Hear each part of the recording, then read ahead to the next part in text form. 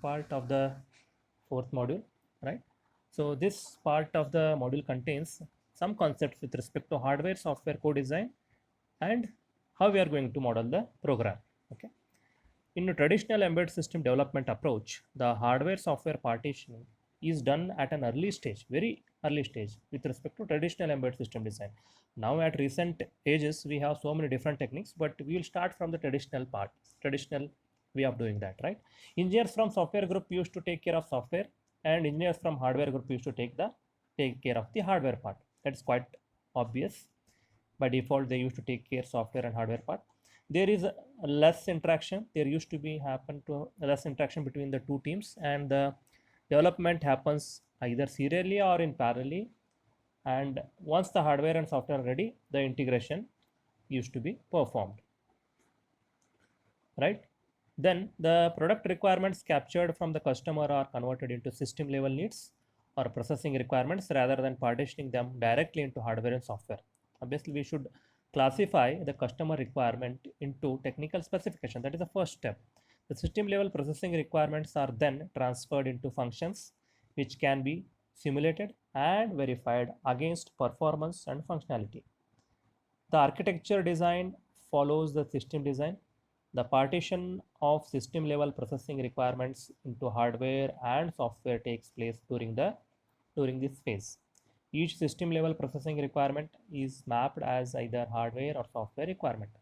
The partitioning is performed based on the hardware software trade-offs. Okay. Then we'll see some of the fundamental issues with respect to hardware software co-design. So there are multiple issues, right? The hardware software co-design is a problem statement, and when we try to solve this problem statement in real life, we may come across multiple issues in the design. So some few of the issues we are going to discuss here. First one is the model selection. How to select the model?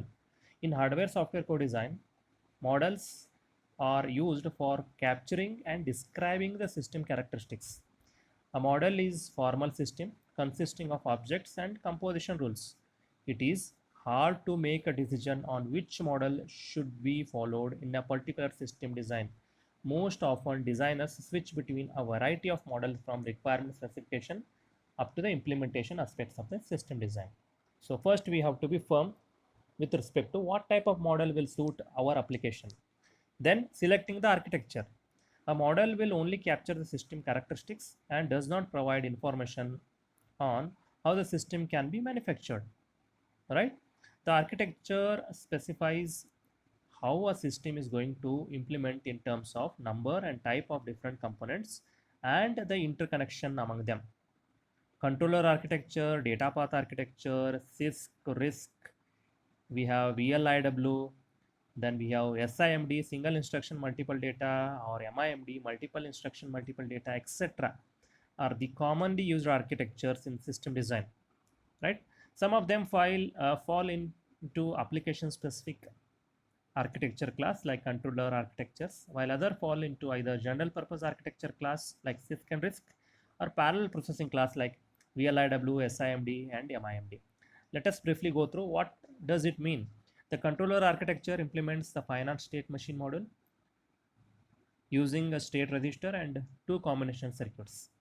The data path architecture is best suited for implementing the data flow graph model, where the output is generated as a result of set of predefined computations on the input data.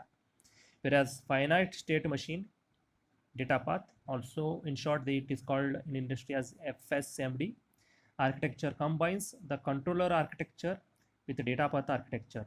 It implements a controller with the data path. The controller generates the control input, whereas the data path processes the data. The data path contains two types of I/O ports, out of which one acts as control port for receiving or sending the control signals from and to the controller unit, and the second I/O port interface the data path with external word for data input and data output. Next we have CISC. Most of us have used the CISC architecture because most of the Intel processors and controllers are of CISC. This CISC architecture uses an instruction set representing complex operation. It is possible for a CISC instruction to perform a large complex operation like reading a register value comparing it with the given value, and then transfer the program execution to a new address with a single instruction. That is the advantage of CISC, right? The data path for CISC processor is complex. On the other hand, for RISC architecture uses instruction set representing simple operations, and it requires execution of multiple RISC instructions to perform a complex operation. Next, we come to VLIW, that is very long instruction word architecture. It implements multiple functional units like ALUs, multipliers, etc. in data path. The VLIW instruction package is one standard instruction per functional unit of the data path. Next, we'll go for parallel processing architecture. In parallel processing architecture, it implements the multiple concurrent processing elements (PEs), and each processing element may associate a data path containing register and local memory. Single instruction multiple data SIMD or multiple instruction multiple data MIMD architecture are examples of parallel processing architectures. Then the final part of this fundamental issues of hardware software co-design is the language selection. A programming language captures the computational model and maps it into architecture. There is no hard and fast rule, I can tell you, to specify this language should be used for capturing this model. You can talk with your seniors who are already working in any of the industry. Usually, most of the time, there will not be any hard and fast rule to use a particular language. Whichever is efficient, we can go for it. A model can be captured using multiple programming languages such as C, C++, C#, Java, etc. for software implementation, and languages like VHDL, System-C, System Verilog, etc. for hardware implementations. On the other hand, a single language can be used for capturing a variety of models. Certain languages are good in capturing certain computational model. For example, C++ is very good candidate for capturing an object-oriented model, model. The only prerequisite in selecting a programming language for capturing a model is that the language should capture the model easily. Then you can go for that particular model, or else please don't select that. Okay. Now let me close this video here only, because next part is with respect to computational models in embedded design. We'll see different examples for that. So that's why I will stop this video here only, so that there will not be any confusion.